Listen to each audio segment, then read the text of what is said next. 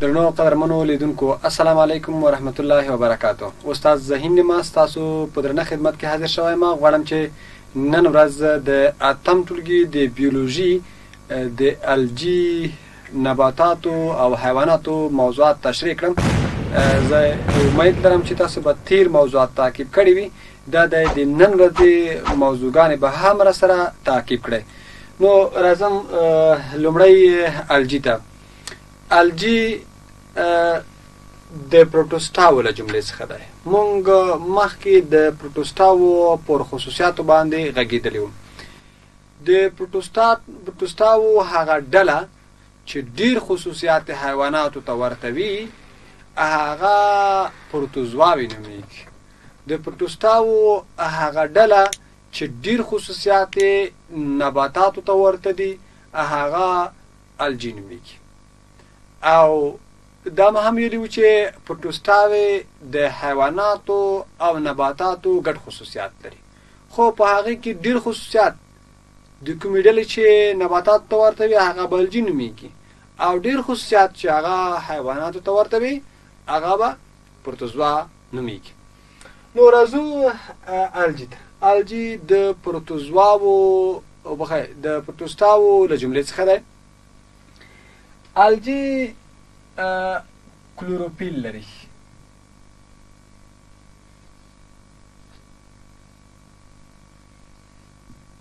الجی کلوروفیل لري. کلوروفیل مونږ پېژندلی وو چې کلوروفیل د الجیانو یا په ټوله کې د نباتاتو په حجراتو کې هغه کوچني شین رنګه ذرات دي چې د لمریزې انرژۍ بدلون پر کیمیاوي انرژۍ باندې کوي. یا داسې که مونږ یوه حجره رسم کو، دا یوه حجره ده، دا یې هسته ده او دا یې کلوروپلاست ده. دا د کلوروپلاست د حجرې یو ارګانیل دی. د هغې په منځ کې کوچني شین رنګه ذرات وجود لري چې دا کوچني شین رنګه ذرات د کلوروفیل په نامه یادېږي. کله چې د لمر وړانګې په کلوروفیل باندې لګېږي دا داسې حیثیت لري چې د لمر وړانګې جذبوي. په دې کې هغه اوبه چې وجود لري هغه د کلوروفیل د مګنیزم د منرال د تحریک په اساس باندې تجزیه کېږي. لنډه دا وایو چې د دغه کلوروفیل په وسیله باندې دغه لمریزه انرژي پر کیمیاوي انرژۍ باندې بدلېږي. ټول هغه ژوندي موجودات چې د حجراتو په ترکیب کې یې کلوروفیل وجود ولري نو دا به د ځان لپاره غذا په خپله تیاروي، او ټول هغه ژوندي موجودات چې هغوی د کلوروفیل شین رنګه پګمنټ ونه لري، ذرات ونه لري، دا د ځان لپاره غذا په خپله نشي تیارولی. نو نباتات کلوروفیل لري او دویم خصوصیات دا شو چې دا به د ځان لپاره غذا په خپله تیاروي. غذا به په خپله تیاروي. ښه، د ځان لپاره به غذا په خپله تیاروي.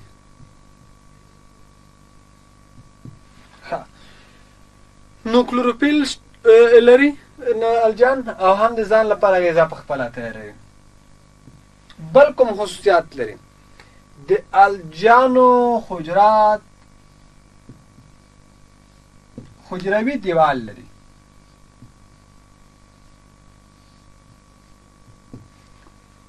چیرته چې الجی ده خو طبیعي خبره ده چې الجی ژوندی موجود دی، ژوندي موجودات دي، جوړښت له حجراتو نه شوی او حجرات د حجروي غشا تر څنګ حجروي دیوال لري. او حجروي دیوال درنو زده کوونکو مونږ او تاسو په تیرو درسونو کې پېژندلی وو چې هغه څه خصوصیات لري، څه دنده مکلفیت لري او چیرته موقعیت لري. نو الجان حجروي دیوال اهم لري. بل خصوصیات د الجانو دا ده چې الجان معمولا هغه په اوبیزو محیطونو کې وي. په اوبیز محیط کې استوګنه لري. استوګنه لري. الجان په اوبیز محیط کې استوګنه لري. ښه دا خصوصیات د الجانو دي. اوس دې ته هم راځو چې الجانو جوړښت structure of algae. الجی څه ډول جوړښت لري؟ الجی جوړښت داسې دی. الجان ځینې یو حجروي دي. جوړښت یې له یوې حجرې څخه شوی دی. ولې ځینې الجان هغه له څو حجرو څخه جوړ شوی دی. ان تر 600 مترو پورې اوږدوالی لري. یعنی الجان یو حجروي یا څو حجروي دي. هغوی چې څو حجروي دي ان تر 600 مترو پورې د دوی هغه اوږدوالی حساب شوی دی، هغه تشخیص شوی دی. بل به راشو دې ته چې الجان په دریو قسمونو سره دي. یو ډول الجانو ته ویل کېږي چې red algae.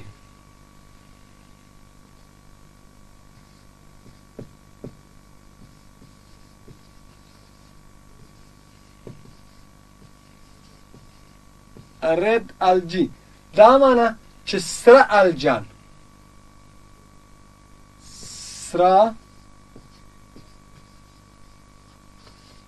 الجان معمولا دا سره الجان د سره سمندرګي پر سطح باندې لمبو وهي. ځکه خو د سره سمندرګي د اوبو رنګ هم سور دی. دا په دې معنا سره نه ده چې د سره سمندرګي اوبه سرې دي. په حقیقت کې په سره سمندرګي په سطح باندې د الجانو لمبو وهنه هغه د دې سبب شوی دی، یا د الجانو هغه شتون د دې سبب شوی دی چې د سره سمندرګي رنګ چې دی هغه سور تشخیص یا ولیدل شي. دویم ډول الجان هغې ته څه ویل کېږي؟ هغې ته براون الجی. براون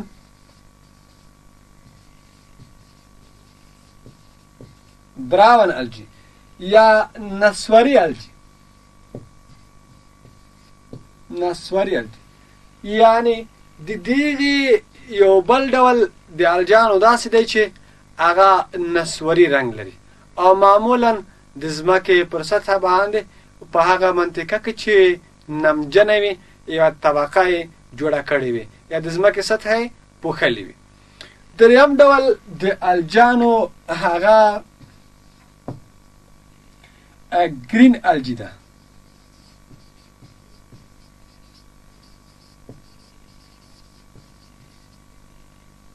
گرین الجی. گرین الجی یا شنه الجان. شنه الجان معمولا د دې رنګ شین وي او دا د لښتیو ډنډونو او ویالو او کاریزونو پر غاړو باندې پیدا کېږي. که مو لیدلی وي هغه شین رنګ چې موږ او تاسو په خپله لهجه کې ورته شړومبی وایو، دغه شړومبی چې هغه شین رنګ لري او په معمولا د ویالو او کاریزونو ډنډونو پر غاړو باندې پیدا کېږي، دا په خپله د شنه الجانو له ډلې څخه دی. سپیروجیرا هم دغه د شنو الجانو له ډلې څخه یوه برخه ده او دغه هم په همدغه ځایونو کې چې ما وړاندې یاد کړل پیدا کېږي او همدا ډول شین رنګ لري. همدغه خصوصیات به هم تر څنګ دغه الجان لري. نو دا و د الجانو درس. اوس راځو د نباتاتو درس ته. نباتات کوم خصوصیات لري؟ زه هیلهمند یم چې تاسو به د الجانو درس اخیستی وي او په دې باندې به پوه شوي وئ. نباتات څه ډول ژوندي موجودات دي؟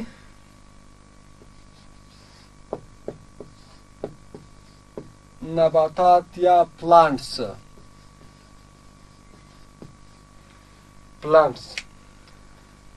نباتات معمولا څو حجروي ژوندي موجودات دي. نباتات څو حجروي دي، یعنی د نباتاتو جوړښت له څو حجراتو څخه شوی ده. او دویمه خبره ده چې نباتات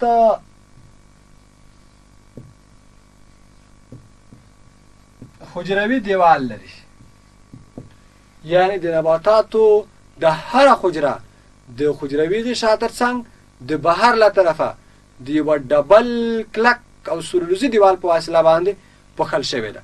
یعنی هره حجره د حجروي غشا ترڅنګ حجروي دیوال لري. لکه اوس دا یوه نباتي حجره ده،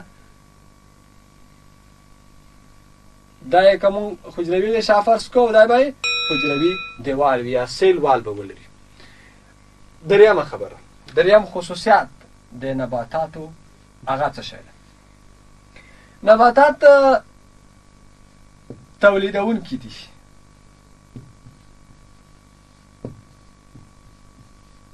نباتات تولیدونکي ژوندي موجودات دي، په مسلسل ډول سره تولید کوي، نه یوازې د ځان لپاره بلکې د نورو ژوندي موجوداتو لپاره د غذا زمینه سازي کړې ده یا د غذا منځته راوړلې کړې ده. د زه او ته درنو قدرمنو زده کوونکو، د زه او تاسو چې کوم خوراک کوو، که پرون مو کړي، بېګا مو کړي، نن یې کوو او راتلونکي کې به یې وکړو، دا ټول د نباتاتو له برکته دي. زمونږ او ستاسو خوراک 95% له نباتاتو څخه شوی، یا په مستقیم ډول سره او یا په غیر مستقیم ډول سره. تیر درسونو کې مونږ ویلي وو چې مستقیم ډول د نباتاتو څخه خوراک دا ده چې مستقیما د نباتاتو میوه، د نباتاتو غلیدانې او بالاخره نور وخوري.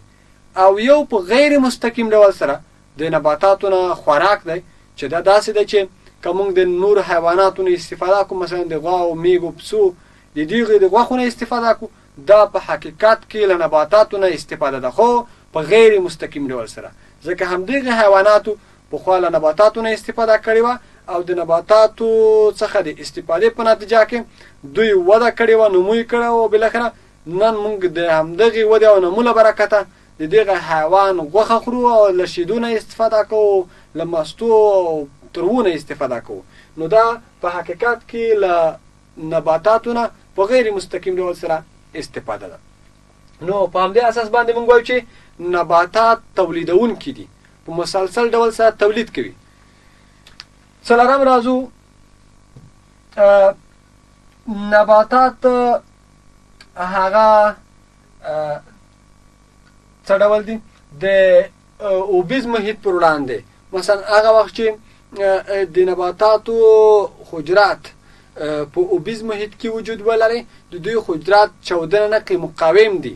دلیل دا وي چې که چیرته حجراتو ته اوبه داخلیږي، حجرات بهر له طرفه د حجروي دیوال په واسطه باندې پوښل شوي، هغه منبسطېږي او بلکې د حجرات چې دا د حجرات چې دي دا چاودنه نه کوي، لکه څه ډول چې حیواني حجرات چاودنه کوي.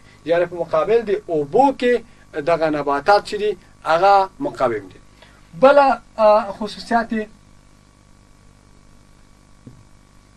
حرکت نشي کولی. نباتات حرکت نشي کولی، له یو ځای نه بل ځای ته تګ ته حرکت ویل کېږي. نباتات له یو ځای نه بل ځای ته تګ چې په حقیقت کې حرکت ته نشي کولی. دلیل هم دا ده چې نباتات د حرکت لپاره حرکي غړي نه لري. دا معنی چې د یو ځای نه بل ځای ته تګ نشي کولی. حرکي غړي څه شی دی؟ لکه موږ او تاسو چې له یو ځای نه بل ځای ته حرکت کولی شو، خو د حرکت لپاره پښې لرو. یا الوتونکي مرغان چې په هوا کې له یو ځای نه بل ځای ته الوځي، دا د حرکت لپاره چې له یو ځای نه بل ځای ته ځي وزر لري. یا همدا ډول سره نور کوچني مایکروسکوپیک ژوندي موجودات چې له یو ځای نه بل ځای ته تګ کولی شي، معمولا ځینې سلیا لري، ځینې فلاجیل لري. د سلیا او فلاجیل پښې او وزر یا کاذبې پښې چې معمولا یو حجروي ژوندی موجود امیبې لري، د هغې په وسیله باندې له یو ځای نه بل ځای ته تګ کولی شي. د دغو پنځو واړو څخه یو هم نباتات نه لري، نه سلیا لري، نه فلاجیل لري، نه کاذبې پښې لري، نه وزر لري او نه نور، چې له یو ځای نه بل ځای ته پرې حرکت وکړي. د حرکت لپاره حرکي غړي نه لري. په همدې اساس باندې نباتات په ځای باندې ساکن وي، له یو ځای نه بل ځای ته تګ نشي کولی. درنو زده کوونکو، که تاسو په خپل کور یا د کور په شاوخوا کې نباتات وګورئ چې په کالونه وړاندې په همدې ځای باندې کېنول شوی و، آیا اوس یې حرکت کړی؟ نه. نو چې کله ځواب منع دی، نو وپوهېږه چې نباتات له یو ځای نه بل ځای ته حرکت نشي کولی. او نباتات چې دي هغه لکه مخکې مې چې ویلې تولیدونکي دي، دا د ضیایي ترکیب په وسیله باندې کولی شي چې د ځان لپاره غذا جوړه کړي. دا چې ضیایي ترکیب څه شی دی، په راتلونکي درسونو کې موږ په ضیایي ترکیب باندې خبرې کوو. یوه خبره چې په نباتاتو کې باید وشي هغه دا ده چې نباتات نامحدوده وده لري. نامحدوده وده لري. یو محدوده وده ده او یو نامحدوده وده ده. محدوده وده هغه ده، محدوده څه معنی؟ ټاکلې، معینه، معلومه وده. لکه انسانانو چې ټاکلې وده ده، نهایي 1 متر، 1.5 متر، 2 متر او 2 متر 40 او بالاخره 80. دین وروسته یې اضافه د انسان وده صورت نه نیسي. دیني محدوده او ټاکلې وده ده. خو نباتات دي چې نامحدوده وده لري، ځینې 1 متر، ځینې 10 متر، ځینې 15، ځینې 40 ان تر 10 او 40 مترونو پورې غټ ځنګلونه یې په نړیواله سطح باندې جوړ کړي دي، یعنی نامحدوده وده لري نباتات. نو دا هم د نباتاتو یو بل خصوصیات دی، یو بله ځانګړنه ده. نو دا و د نباتاتو درس. اوس همدې پورې مربوط د حیواناتو پر درس باندې خبرې کوم. حیوانات څه ډول خصوصیات لري؟ زه به تخته صفحه کوم او بیا لیکم چې حیوانات کومې ځانګړنې لري او موږ د حیواناتو ځانګړنې باید وپېژنو.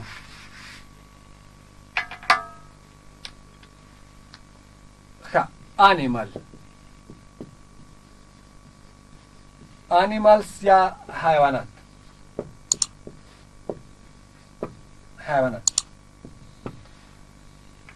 حیوانات معمولا څو حجروي ژوندي موجودات دي.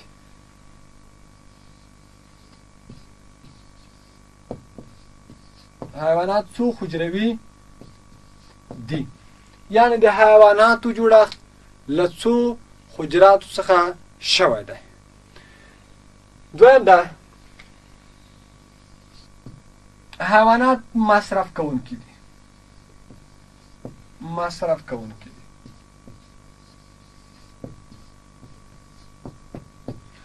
ګورئ، موږ په نباتاتو کې ویلې چې نباتات تولیدونکي دي، او دا هم ویلې چې دغه نباتات نه یوازې د ځان لپاره تولید کوي یا د ځان لپاره غذا برابروي، بلکې د نور ژوندیو موجوداتو لپاره هم برابروي، په خاص ډول د انسانانو لپاره هم برابروي. نو په لویه کې موږ او تاسو د حیواناتو په عالم کې راځو او دغه په همدې اساس باندې موږ مصرف کوونکي یو. موږ د ځان لپاره غذا په خپله نشو تیارولی چې لمریزه انرژي پر کیمیاوي انرژۍ باندې بدل کړو، ځکه چې کلوروفیل نه لرو. حجرات مو داسې یو ارګانیل نه لري چې د کیمیاوي لمریزه انرژي پر کیمیاوي انرژۍ باندې بدله کړي او بالاخره د ځان لپاره غذا په خپله تیاره کړو. نو په همدې اساس باندې موږ مصرف کوونکي یو. او موږ او تاسو چې وړاندې خبره وکړله چې موږ او تاسو 95% خوراک له څه څخه دی؟ له نباتاتو څخه دی. دلته یوه یادونه کوم. دلته یادونه دا کوم چې د حیواناتو یوه ډله داسې ده چې هغه خاص او خاص له وښو نه استفاده کوي، لکه غوا، میږه، پسه، سویا او داسې نور. خاص او خاص د دوی خوراک څه شی دی؟ هغه وښه دي. که تاسو غوا ته، میږې ته یا نورو حیواناتو ته هغه چې وښه خوړونکي دي هغوی ته که غوښه کېږدي هغه به یې نه خوري. دلیل به دا وي چې دوی توافق له دې سره نه دی حاصل کړی، یعنی خاص او خاص واښه خوري. ځینې د حیواناتو ډلې هغه بیا خاص او خاص د غوښې سره سروکار لري، غوښه خوري، لکه پیشو، لکه سپی، لکه پړانګ، زمری، ګیدړ او داسې نور. خاص او خاص د د دوی خوراک څه شی دی؟ هغه غوښه ده. که هغوی ته غوښه واچول شي هغوی به غوښه ونه خوري، ځکه توافق یې له غوښې سره حاصل شوی دی. نو د حیواناتو یوه ډله داسې شوله چې خاص او خاص غوښه خوړونکي دي، یوه ډله یې داسې شوله چې هغه خاص او خاص غوښه خوړونکي دي، خو یوه ډله یې داسې هم شته چې هم له غوښو نه استفاده کوي هم له غوښې نه استفاده کوي. درنو زده کوونکو، دا مونږ او تاسو یو چې هم له غوښو نه استفاده کوو او هم له غوښې نه استفاده کوو. غوښه که څوک ووایي چې انسان غوښه څنګه خوري، د مونږ او تاسو سبزي خورو، دا د غوښو له ډلې څخه ده که نه، د سبزیجات چې خورو که نه، نو دغه سبزی نه استفاده کول، دا د میوو نه استفاده کول، د نورو غوښو نه استفاده کول، د غوا میږو د نورو غوښو نه استفاده کول، دا په خپله د هر څه خوړونکو له ډلې څخه یو چې هم غوښه خورو هم غوښه خورو. نو مونږ او تاسو مصرف کوونکي یو او په مونږ او تاسو کې مختلفې ډلې دي. او بل خصوصیات دا ده چې حیوانات حرکت کولی شي.